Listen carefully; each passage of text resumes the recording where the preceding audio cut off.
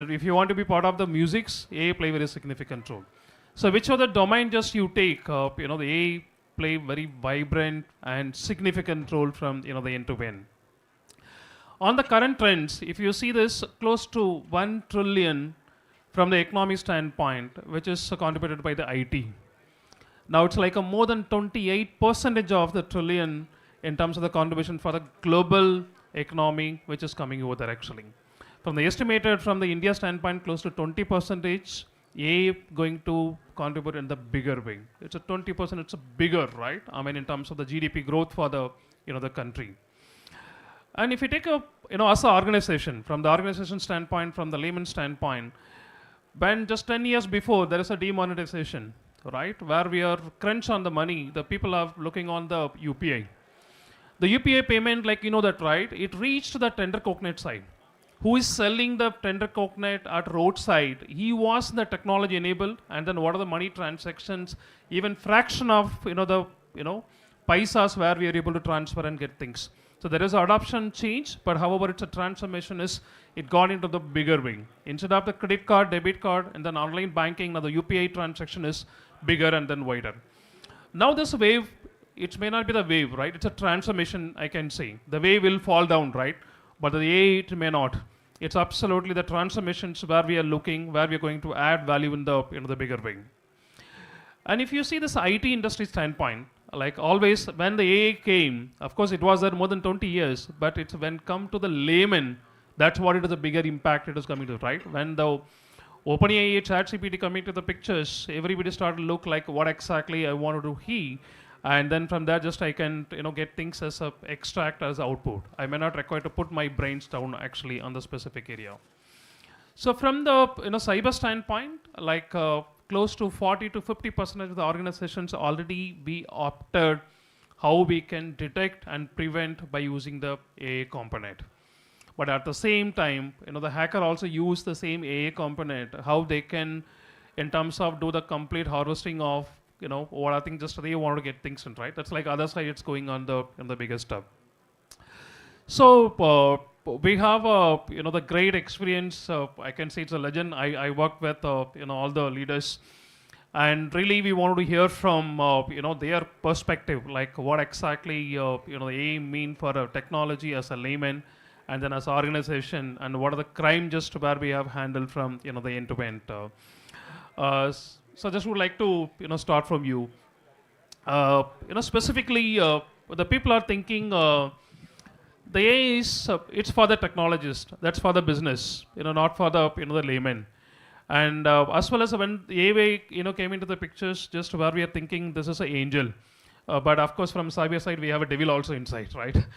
So really love to hear from you. The AI is for whom? I mean, it's for the layman, or maybe it's for the technologist, or for the business. Like how this weapon is going to be used on that. Well, I think that when a new technology comes, cyber criminals are the the negative people. They are the first to exploit any technology, and we always say that cyber criminals, at least in their domain, they are a step ahead than the police or law enforcement. It's a fact, So for example, AI came and they are the first one to exploit this AI technology. How they are exploiting this AI technology? They are creating deepfake video, they are creating synthetic video, synthetic image, and through that they are committing digital arrest and sextortion scam. Every scam is being operated. Now it's IBR enabled, they have integrated AI in such a way that if call is coming from, that is automated call, but the call is coming from, it appears to be that it's a genuine call, it's coming from bank, it's coming from any insurance service provider. The fact is that it's completely automated. They are using AI in such a way, and that's why it's just 1 month back, the figure was announced in Parliament that 22,000 crore rupees in 2024. In 1 year, 22,000 crore rupees was lost by general public in India. And more than 26 lakh cases reported. And earlier, the cyber criminals used to be localized, Then they organize at a district level, then at the state level, and then at the national level. Now they are internationally connected. They are operating from a huge cyber scam at the border of Thailand, Myanmar, and India, So huge scam compounds. Multiple stories, and they are operating from there. And they are targeting Americans, Canadians, Indians, and they have recruited people from the social media based on their profile, based on their native. If they have to loot someone from India, they will give this task to Indian. If they have to operate something inside the USA, then they are recruiting from there, and they are putting them in a scam compound. They are seizing their passport, and then they are getting them worked as cyber criminals. Earlier they were recruited for some good job, some IT work, some coder, some cyber security guys. But once they land up there, they are pushed inside the scam compound, and they are compelled to commit the crime. So this is the way the cyber criminals are operating. And now it's very so worrisome, that internationally they are connected. They are creating their own ransomware. They are operating. A victim is somewhere else. Money is being withdrawn somewhere else. A negotiation is happening with someone who is in other parts of world. So now it's very difficult for law enforcement agency and police to operate and successfully crack, because police, they don't have expertise. They don't have tools, they don't have resource, they don't have international cooperation. It's not only technical, it's not only crime related, it's a technically and legally very complex to operate. So now the police is facing the biggest challenge with the introduction of AI. The biggest challenge before law enforcement agency or police is that how to track the criminal. No, that's absolutely, sir. Like specifically, the last note what you have left it is how do we track this, criminals? Because earlier, if you take a robbery, physically the thief will be present on the bank, around the bank, or maybe if you wanted to, physical attack, that's like always there is a physical visibility of the human being, right? Now it's like all digitally connected. More internet and then more threats. Now it's like a more AI coming to the pictures. It's easy to morph it, like I'm from India, another 5 minutes I may access from different country. So it's not so easy to connect and take it forward. So with this note, really, I wanted to hear from you. As he had shared this in terms of the real-time experience of what exactly the challenges, so where we have it. But just the other side, really, we want, because just you crafted a lot of policies and then enforcement. We love to hear the practical stuff. Like if you see the last year to this year, the I4C is announced like a close to 200% of the cyber fraud has increased. Even now, just it's going up in terms of the AA side, right? You crafted the policy and process and then guidelines for the country level. Like how you see in terms of the enforcement at ground level. If that is in fulfilling, some extent we would have avoided, or maybe still there is a gap between the drafting policy and then enforcements on the ground level. So first of all, I'm Rakesh Maheshwari. I was heading Ministry of Electronics and IT, the cyber law, cyber security and data governance side.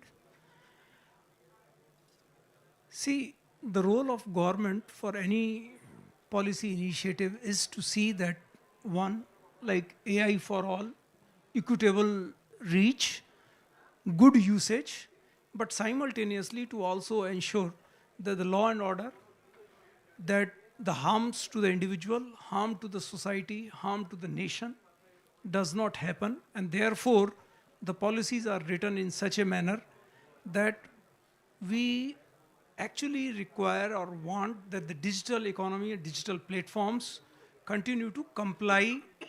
And in a normal scenario, when they are complying, ideally government should not intervene at all. But when things go wrong, once again, at any level, the law should be such that one, it creates deterrence, it creates possibilities of detection, it creates maybe through the platforms possibilities of educating the users, creating accountability of the platforms, and finally, when things go wrong, as to be sort of governance function comes into picture, and as to how exactly it can adjudicate or maybe do something about whatever wrong has happened. Particularly in the context of AI, while lots of use cases, good use cases are there, in fact, including in crime prevention, fraud detection, the fact remains the ease with which things can be faked, deepfakes can be created, and because of the very nature of the internet, that the things go viral, and hence the extent of damage that can happen is immense. Commensurate actions therefore have been initiated by the government, and maybe subsequently, when maybe as and when I am required to talk, I'll talk a bit about the IT rules 2021, which has been very recently, just about 10 days back, has been Yeah, no, amended. absolutely, sir. No, really, I wanted to come back on the specific those area like tier 1 to tier 3. Of course, subsequent discussions we can have it. So not just as Sar had mentioned, in terms of the policy creations and the enforcements at ground level. Really, just I wanted to hear from awareness standpoint, right? I mean, we cannot measure the sample from tier 1 cities, what exactly they have taken over there, right? It has to go and reach on the bottom level of people. Of course, it is going and reaching. But just I want to know like where we are now. I mean, in terms of the awareness level specific to the AA enforcement, how the weapon can be used, right? So love to hear from the your side. Okay, thank you very much.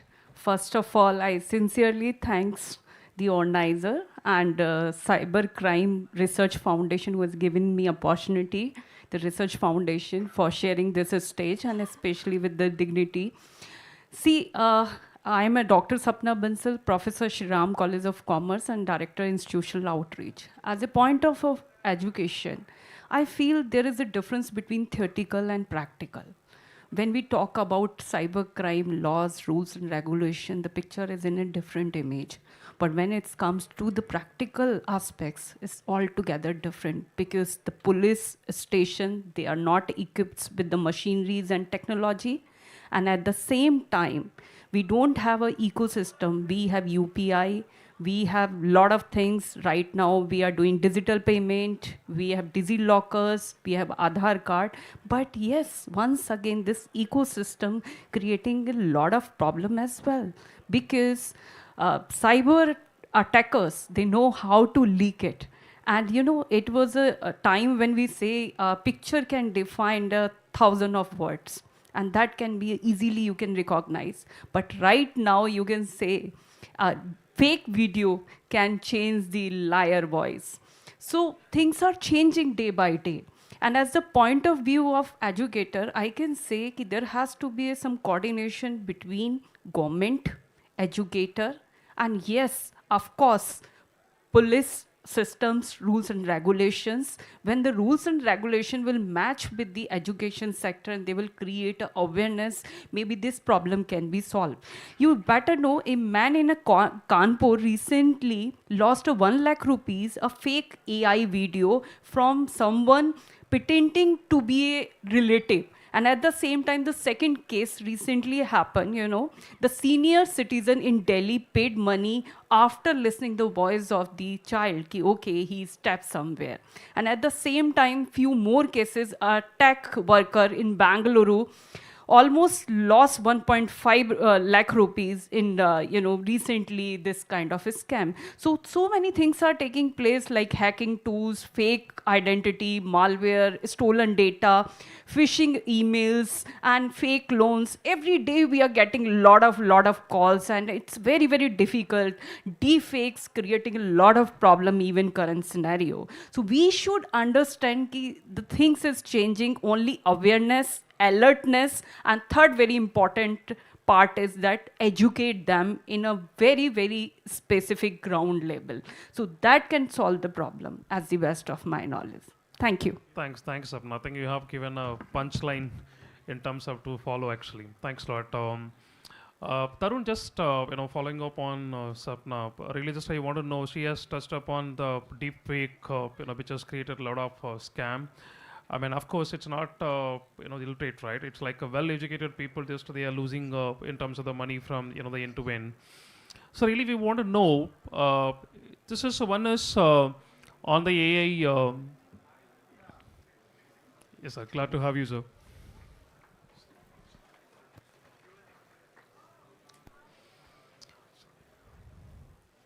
So Tarun, just we want to know like one is with the AI how we can prevent in terms of the incident. Second one is how I can detect the incident, and third one is once the incident has happened, really just I wanted to know like it's like a real or the fake, or how it is, and then from where it is, and just we want to know the root of this incident so that.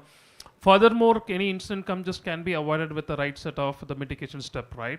So, love to hear from you, like in terms of the forensic side, like what are the key steps, how the AI is playing significant role in terms of detection as well as the preventions. Thanks, Nathan. So let me touch upon the problem in brief before I talk about the solution. See, if we talk about a state like Delhi, we have a population of 1.52 crore people. We have a police force of 1,04,000 people. There is absolutely no way you can monitor 1.52 crore people with a force of 1,04,000. I am pretty sure that 50% of the people in this room would have faced an incident that you would have lost your phone or maybe your wallet. When you went to the police to complain about it, no FIR, you would get a lost and found complaint and be done with it. You may get a message on your phone saying that some inspector has been allocated for this case. 4 days later, you will get a message that the case has been closed. And the reason for that is that the entire department is overloaded with cases. The third problem, as Dr. Sapna also mentioned, Triveni sir also mentioned, the guy who has joined the police force, if he really wanted to become a technologist, he probably would not have joined the force, right? I mean, I'm not saying that he cannot become a technologist, but that is not his motto, that is not his career, it does not give him that zest for life, right? He wants to go to the field, he wants to catch criminals. He doesn't want to spend time learning a new technology, and the technology is changing at such a rapid pace that he will have to learn a new technology after every 1-2 months and start using that technology. So if you look at the problems surrounding our police forces, they seem to be unsurmountable, right? Now, the solution to this, what is the basic premise behind a crime? If you look at it, every crime, if it is not a white wolf attack, it's a network crime. You talk about somebody stealing your phone. At the end of the day, he has to sell that phone and make money. You talk about somebody stealing your wallet, it's a network. Somebody, you have all these money laundering is a network. You have narcotic, which is a network. These are all network crimes. How do you identify a network? How do you start building the patterns to identify a network? And that is where AI can help. See, I'll take few examples. Bharatiya Nyaya Sahita has come out with a guideline that today if a person is arrested, you need to do the forensic image of his digital devices, laptop and mobile phone. Because literally everything that we are, our life is defined by our digital devices. If I get access to your phone or laptop for maybe 1 hour, I would be able to figure out 90% of what your life is, and vice versa, right? So Bharatiya Nyaya Sahita came out with a guideline that when you arrest someone, you have to do an image, clone his mobile phone and laptop and keep that data. Now that is huge volumes of data. Just to give you an example, with income tax investigation units that we work with, when they go on a simple raid on a single company, they get data in tune of 80 terabytes of data. How can you analyze 80 terabytes of data? And that is where AI plays a huge role in forensics analysis. So you dump all the data onto an AI engine and let the AI start trying to find patterns within that data. Imagine the kind of patterns that you can identify, and I'll give you a few examples, some of the use cases that we have done ourselves with revenue intelligence, GST intelligence. Just using pattern recognition, a very small AI model, on the entire GST data of the country, we were, as per their own estimates, able to identify possible fraudulent GST transactions worth 5,577 crores. And this was just a 3 to 4 months effort. So that is the role that AI can play in identifying patterns in huge volumes of data and identifying these networks. So I think now, Nathan, I answered your question. Yeah, no, absolutely. Thanks, Lord. Thank you so much. See, the fundamentally, doing the same activity, it's like a one go. If you have the same pattern, if the AI will help you to detect and then give you this accuracy in terms of what went wrong and then how we can detect and then, the prevented over there actually. So thank you, sir. Thank you so much for joining. See, from your rich experience, you would have handled a lot of, cyber cases. And really just we love to hear from you in terms of how the AI can help you to hunt in terms of the fraudsters, or maybe in terms of the threats. Because now this other side, what people are using is AI can be used to do the fraud, right? And just I'm looking on the both aspects, like how you have utilized or how you have a plan of in terms of using AI component to detect or to hunt the respective the fraudsters. First of all, I will want to reframe this question because, being a counsel, I'm not an investigator. So I'm not here to detect. There are times in fact, mostly I'm representing the accused, the condemned man, because with all the presumption of innocence, proof beyond reasonable doubt and all of that. So I would want to, speak of an ideal legal regime that I foresee with AI, technology, the policemen are there, the judges are there, all that is happening, the accused is there, the victim is there, the complainant is there. Now, the few points that I come to my mind, first of all, privacy is very important. Right to privacy. It's a fundamental right recognized by the Supreme Court in Puttaswamy's case, flows out of Article 21. So privacy cannot be compromised, first of all. Now, as an exception to the fundamental right to privacy, one of the exceptions is crime investigation, crime prevention, terror prevention, terror investigation, and prosecution. So that's an exception. So first of all, we must respect the rights of people, the privacy of the people. As an exception, we must have enough technology, law enforcement to prevent criminality, cyber criminality, preventive. Prevention is better than cure. And as my colleague said on the dais, it's next to impossible to investigate all crime that is happening. So many people come to me and they say, ye ho gaya, aise ho gaya, waise ho gaya. When a fraud is less than say 5 lakhs or 10 lakhs, I tell them just forget it. Nothing will happen. Why should good money chase something which you will not get back? So one is crime prevention. At the level of crime prevention, I would say that people themselves have to be cautious, first of all. Be careful in your dealings. That's one. Now an incident has happened. Then I would say, from a victim's perspective, what does the victim want? First of all, he wants a redressal. He wants his money back. That's one. And secondly, he wants the damn guy to be prosecuted. He wants that guy who has committed that crime on him and made his life miserable, he wants that man to go to jail. So effective prosecution. Effective prosecution is where the police comes in, law enforcement comes in. Now, I hear or I have heard people saying that, for example, in the UK, small-time thefts up to, say, 10,000 pounds, no cognizance is taken. That means we can do more less than 10,000 crimes. So what do you do? What do you do? So then, therefore, the police has to investigate the crime properly, prosecute the offender. That's another objective. Of course, AI plays a role over there.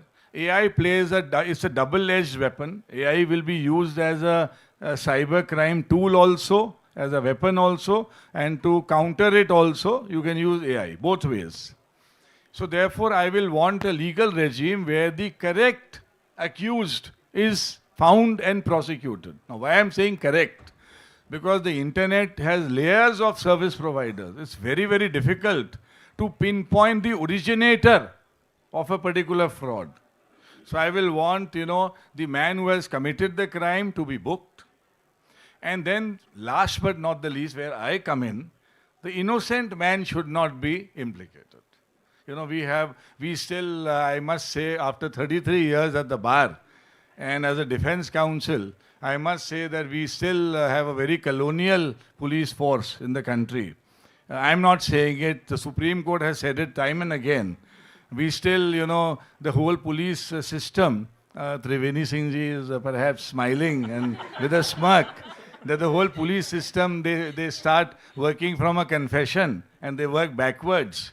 So we need a fairer system from the perspective of the accused also. Fortunately, we are a country where there is rule of law. Fortunately, we have an independent judiciary. Fortunately, we have the rights of the man who is arrested. We have the victim also, who is now being looked at with some sympathy in the criminal justice system. We are moving in the correct direction, but of course, systemic problems are there. The number of policemen to the population, number of judges to the population, all that is there. Now, you can't have, a policeman protecting every Indian citizen. So some criminality will obviously go unpunished, but I hope that most of the criminality should not go unpunished and innocence should not be implicated. And if they are, then I am there to look after the details. Thank you. Absolutely amazing, sir. Very impactful input, and that's where we are bringing AI, sir. I mean, you may not have to have a proportional of populations and police. I mean, we can reduce that actually, and then from there we can, add values. So amazing. Thank you so much for the great input. So just coming, from lawyer to police, right? So just I wanted to hear a couple of stuff, right? When we debate on the cybersecurity, side, we see so that's like a national threats. What are the AI coming over there? Of course, the valuation is there, but however, we feel that is like a national threats. Since, I have seen you like from the long time, you have handled in terms of the crime, where the people, the smuggling, and then, other cyber crime just went the physically. Now you are into the digital area also, like in terms of the handling all the AI component, and then how needs to be ensured from, the end-to-end standpoint. So just I wanted to hear from you like both of aspects, from police to the, in terms of handling this AI, like what are the prevention steps where we can take it forward to prevent all the crimes? Love to hear your input, sir. Because all youngsters are there, all young chaps, right? All Gen Z, I can see that, like the entire life live on, mobile. So love to hear your insight. So when we were selected for the police, the focus was completely on swimming, horse riding, rifle, AK-47, run 10 kilometer, some mornings. So जब हम लोग class में जाते थे 10 बजे तो 90% लड़के सोते थे क्योंकि इतना मॉर्निंग से लेकर के और इवनिंग तक पूरे केवल physical and beat IPS or DYSP or sub inspector or constable at all level anyone can enter. He may be from humanities. Sanskrit का लड़का भी जा सकता है. He can be from physics and mathematics, and he can be a computer scientist as well. So 99% policemen, they are from the humanities or science background. But this cyber crime is completely a different domain. Cyber forensic is completely different domain. So what we think, by giving 2-3 days training, we can make them smart, cyber smart. No, it's complete science. You will have to give at least 1 year, 2 years, 3 years rigorous training in cyber security tools, cyber technology, cyber forensic tools, and then this all big data platform, it's all technology. So for training police personnel, which is not happening right now, you need at least 6 months, a rigorous course. And only then you can train them, unless and until police understand technology behind the crime, If, for example, suppose somebody is committing crime through UPI. So unless and until you know the structure of UPI, how NP, National Payment Corporation works, what is the infra behind the RBI, NEFT and RTGS, you cannot, crack the case. If some crime is happening through website, if you don't know how the domain is purchased, how the website is created, how the payment gateway is integrated, the backend, and how the criminals are using mule accounts and mule SIM, जब तक ये पूरी technology आप नहीं जानते हैं, you cannot crack the case. So that's why what is happening, 99.99% police, they are not well trained in cyber domain. They are not well. And not only cyber technology, they have to be the domain expert as well. Because if you want to investigate a case, you should know the technology behind banking, you know. Okay, how this ATM network and everything works. Absolutely. It's very technical. So, and that's why I always say that there has to be a clear cut, a different IT cadre in the police department. Absolutely. Okay, and only then we can solve. Otherwise, it's very difficult for the police to crack this kind of. Of course, the force is ready, sir. No, wonderful. See, in the current trend, no, if you want to hack or if you want to bring down this infrastructures, I may not require to get into your laptop, right? If I pull down the power of your house, if I pull down the power of your internet, it's more than enough. So ultimately, I want to disturb you, right? I wanted to stop what you supposed to do that. I can stop your water, like water the flow, it comes to your house, you cannot take a bath, you cannot come to office. So that's a supply chain, it is coming in the bigger way, right? As well as now, if you wanted to bring this ecosystems, like I think most of the people you are aware, right? The entire power grid has been hacked. People are talking about internet, the power grid has been hacked and then it's like a completely shut down for this entire regions. So that aspect, now I'm finding all the mobile what is being used, everyone hand knows that is much more critical infrastructure for the country. Because it's like a weapon, right? As it rightly mentions, right to be forgotten, like what they can tweet. Once it is done, just you cannot take it back. That's done. It's like, you know, within your friends, within your parents, and within other neighbors, you can quarrel, you can make a fight. But after few days, it will go off. But the social media, one comment you leave it, that's it, forever, it will be there actually. So with that aspect, I know that just you was the foundation, the member of in terms of drafting DBDB and data privacy and all things and all. So love to hear from you, like how, because AI need more data privacy where you should not send the data. So love to hear from your perspective, sir. Yeah, so when we talk, maybe privacy is a fundamental right. Therefore, when the laws for the country, particularly the DP Act, the Digital Personal Data Protection Act, which has already been enacted, which is getting into operationalization as of today, the whole aim is collect only what is really required. Don't over collect, be transparent, store it only for the minimum period that is required for the business. If you are sharing it with anybody, there must be a reason and there must be a control. But we say everything for yes, sir, because we won't access the app, right? No. So in fact, as of today, probably it's only I agree to the terms and conditions and that's it. But tomorrow, you will get to know as to what data is being collected, number one. Number two, in case maybe more is being collected or has been collected, you will have the rights to ask and confirm as to what data has actually been collected, with whom it has been shared, and in case you are actually wanting that this data should no longer be processed further, you will have the right to even get it erased. Lastly, for some reason or other, because it's a cybersecurity issue, I mean, things can always go wrong, breaches can always happen, intentionally, unintentionally, that it will be the liability of the organization who has collected, processing this data to report a breach, not only to the Data Protection Board, which is coming up, but also to the individuals whose data has been impacted. So that means transparency, trust, accountability, and possibility of financial fines, which is all there in the system. Amazing.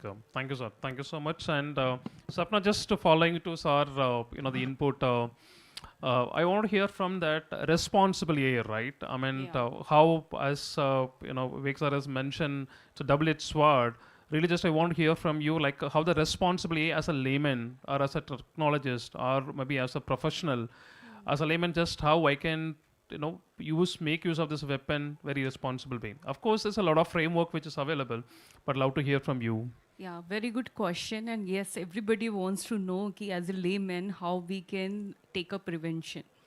Because it's a very, very important part. We all literate people actually, come under this trap because we don't know. We always share the OTP, like we use the public Wi-Fi.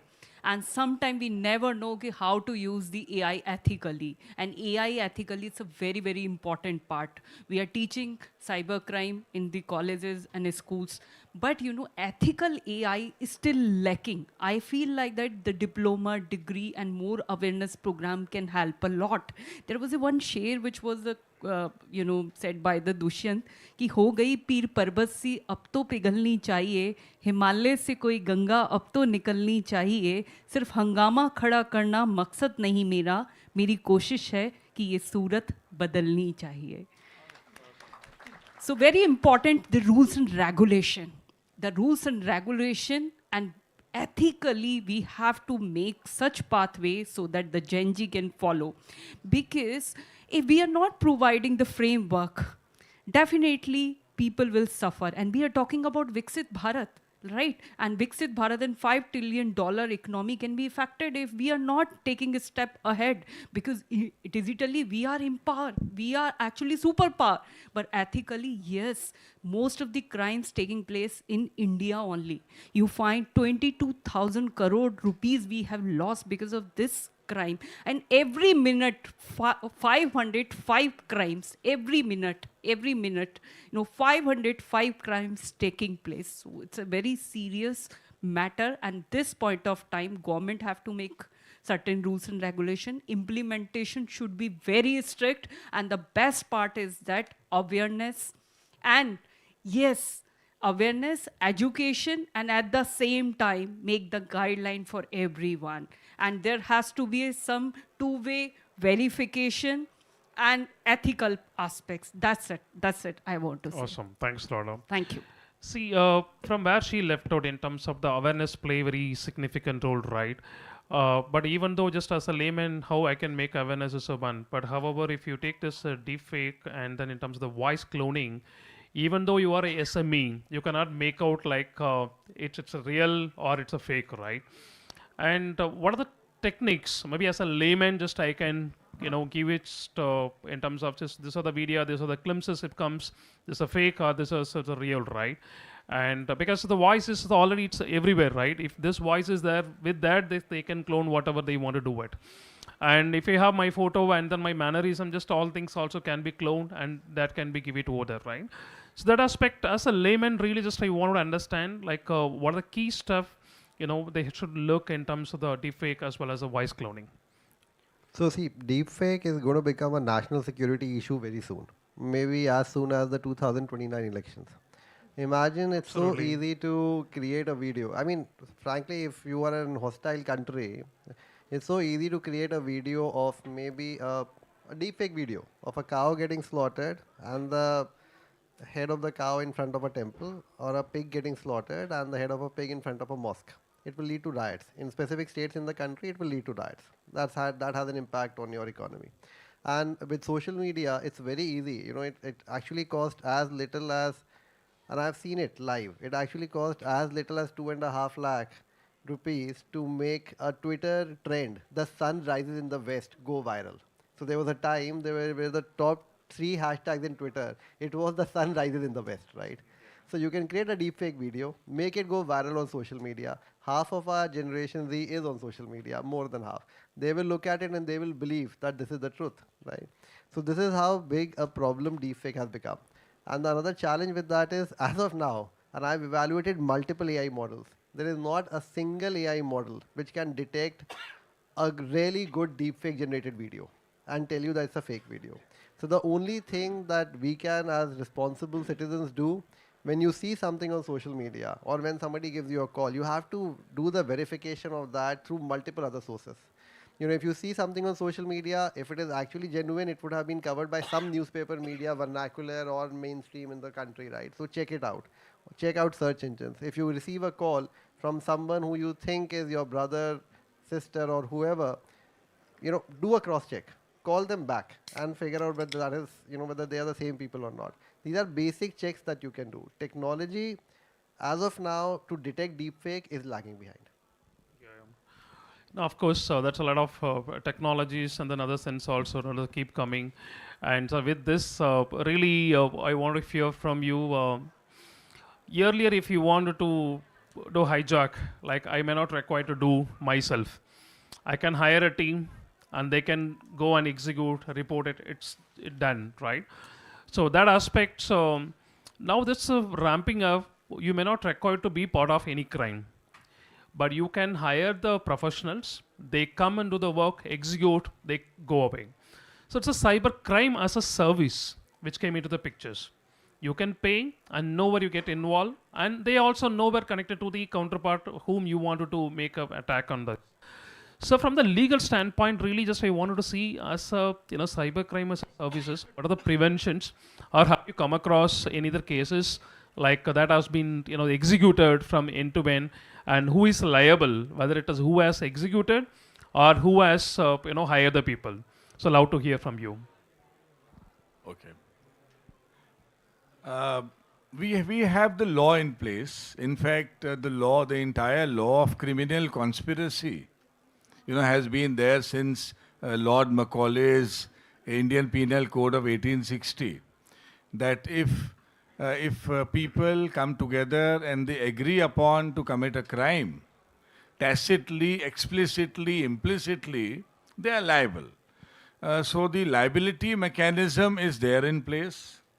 And we have a lot of law that has developed. The law has gone so far. In fact, if you see the Evidence Act, there's a very interesting illustration that if a place was to be bombed, and there was a conspiracy between A, B, C, D, and E. So it is not necessary for law to prove the agreement of criminality between all the five. So if A is organizing the fund somewhere in the world, B is organizing the weapon or the bomb or the making, so all by their actions you can prove a criminal conspiracy. So the law is there in place. Now if we apply it to AI, if I apply it to the internet, the problem that arises, the experience that we have seen, of course, we derive the benefit of all that, all the confusion from a defense perspective. The problem is how to attribute certain acts to individuals, how to identify them. For example, if you have an AI, if you create something, why have 5 people? Why hire 5 people? Why not create a drone or create something that is not attributable to me? I have to only create it and put it into the internet. And that drone or that mechanism itself is committing a crime. So the attribution of an act to an individual is getting more and more complex. In the physical world, you could identify people. Whereas in the world of the internet, AI, cyber world, you can't identify people. And then we have problems of jurisdiction, collection of evidence, but the law is in place. Now the law enforcement agencies have to be smart enough, to identify the hiring of cyber criminals, because the best way to catch them is through the money trail. Money trail has become a very effective means of tracking cyber criminality, laundering, etc., etc. So there are, law also catches up with crime. The law is not so weak. It catches up with criminality. Yeah, criminals is helping to develop a law, right? To one extent.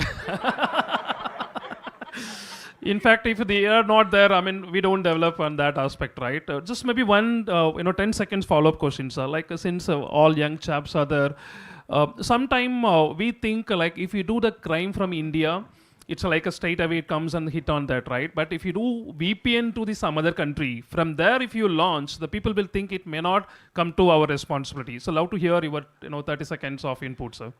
Of course, this proxy criminality. Because cross borders and Interpol also come into the pictures, right? They do come into the picture, but it's very difficult to prosecute offenders at that level. What we hear, what we read in the papers, that so and so person is going to be extradited to India. That's only a tip of the iceberg. Some young lawyer, very interestingly, he narrated to me that, why are these, Nirav Modis and why are these few people being targeted? Because they have defrauded the bank. What about those people who have defrauded private individuals, private lenders, and they have run away from the country? So these are, problems. Extradition is a problem. Collection of evidence is a problem. Sovereignty of a nation is a problem. So I guess, mutual treaties amongst nations where you Absolutely. cooperate with one another.